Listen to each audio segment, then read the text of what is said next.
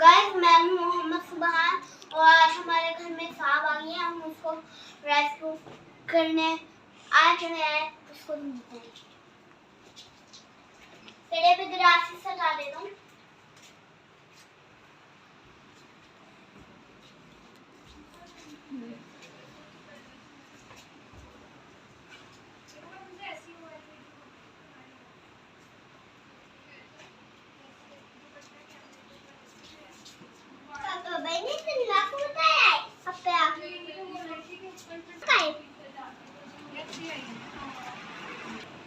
Hello guys, वहाँ पर तो सांप ही नहीं है।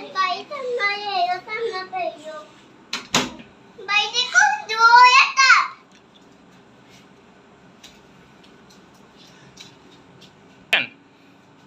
भाई होया तुम रुक जाओ तुम्हें काटेगा। मैंने पता तो उतारा ये सब मैंने यारे हम इसको रेस्क्यू करें या लिखे सब कैसा कापड़े सर्दी से इसको फिर हम गर्म जगह जंगल में छोड़ कर आएंगे। ये बहुत जहरीला सांप है।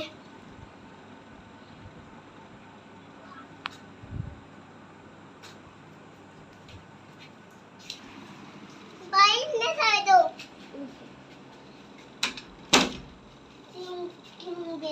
वो बैग को